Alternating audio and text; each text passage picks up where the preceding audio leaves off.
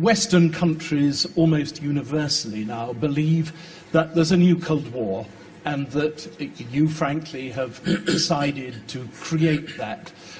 We see almost daily Russian aircraft taking sometimes quite dangerous maneuvers towards Western airspace. That must be done on your orders. You're the commander-in-chief. It must have been your orders that sent Russian troops into the territory of a sovereign country.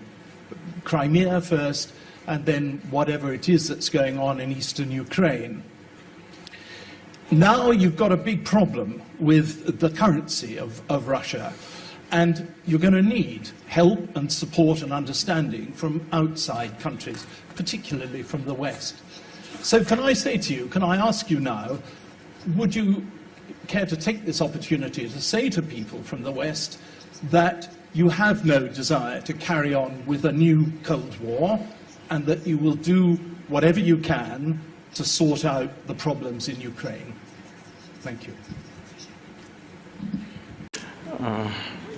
Вам спасибо большое за вопрос. По поводу наших учений, маневров, развития вооруженных сил. И вы сказали, что Россия в известной степени внесла свой вклад в ту напряженность, которую мы сейчас наблюдаем в мире. Россия внесла свой вклад, но только в том смысле, что она все жестче и жестче защищает свои национальные интересы. Мы не атакуем, ну, в политическом смысле этого слова, мы ни на кого не нападаем. Мы только защищаем свои интересы. И недовольство наших западных партнеров, прежде всего американских, связано с тем, что мы делаем именно это, а не с тем, что мы в сфере безопасности допускаем какие-то действия, которые провоцируют напряженность. И я поясню. Вот вы говорите о полетах нашей авиации, в том числе о полетах стратегической авиации.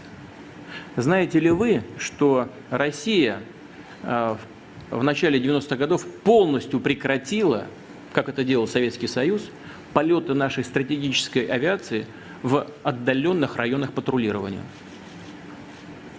Мы полностью прекратили.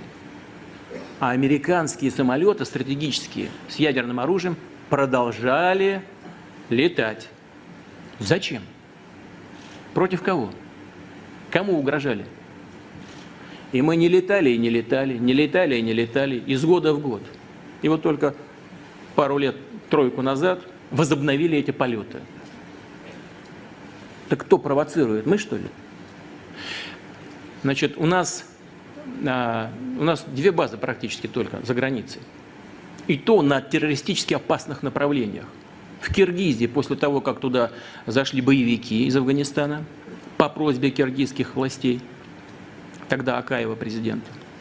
И в Таджикистане, тоже на границе с Афганистаном. Думаю, что и вы заинтересованы в том, чтобы там было все спокойно.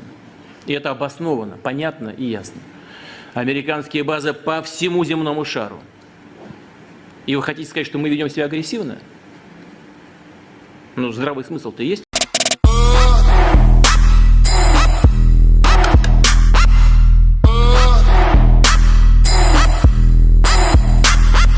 Mr. President, at the risk of being shot down, the numbers of people who have been killed on the streets of the Philippines since you came to power 6 weeks ago have risen to around 1,000. Now, I know you have been contemptuous of your critics, but they are accusing you of unleashing a national death squad. Where is this going to end? Because some are saying that the social fabric of the Philippines is at risk here. Good. That's a very good question. Because the other past, in the distant past, no police was ever willing to really work and risk her life, his life. You know, it was a practice before. That's why I said I take full responsibility. You know why? Because they are now encouraged and even brave enough to have a shootout. The standard practice in this system of government is that when you accuse him, they would always file a counter charge. and say that there's due process or that they were unarmed and anything, any answer that could give a leverage. And ordinarily, and you can check this out, in the courts, they have to use that leverage against the poor policeman. Now, remember in this country, no lawyer is provided for the policemen and the other men and the security officers when they get into trouble with the law. They are left at the mercy on their own. That was the policy before, and in the previous ones, they are left behind. So when I was mayor, I told them, go ahead, do your duty. But if you feel that you're in carrying out your duty, you will get killed. My God, shoot him first. And they were protected here, and there were cases filed, and I provided the lawyer. And for the time that they are suspended, that is why they are afraid. They face charges in court, then at the same time, when they are accused, they lose the job because they are suspended. And for the time that they are suspended, and the hearing of cases can take you to eternity, as low as it can ever be, the family is not without food.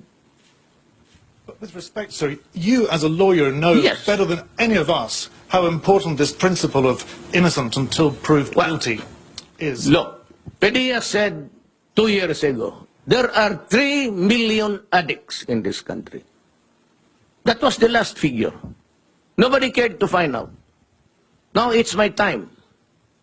So, 2 years ago, between 2 years ago and now, how many do you think were hooked into drugs? Let us give it incremental increase of about, just be liberal about 700,000. So 3,700,000. And the confirmed 600,000 now was surrendered and took the test for drug addiction. How do you call it? Just a problem? Is just a police problem? Or is it really a crisis for this country? It's not even epidemic, my friend. It is pandemic. So what am I supposed to do as a president?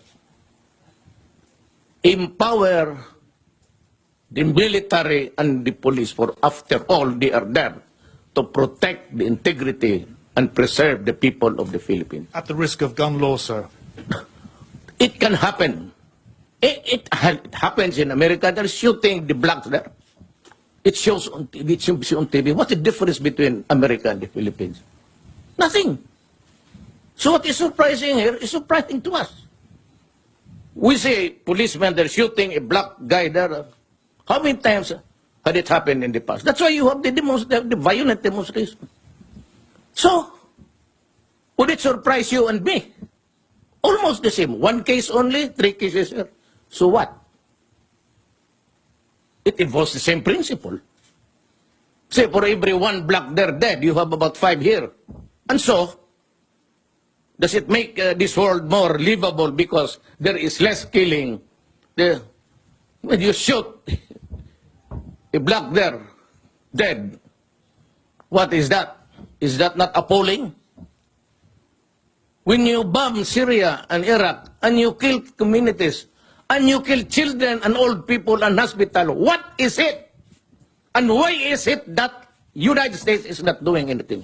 I do not read anybody in that stupid body complaining about the stench there of that. Look at the iconic boy that was taken out from the rubble.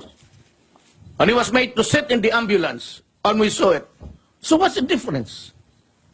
Life of a criminal, or maybe he was really rubbed out. We cannot discount it.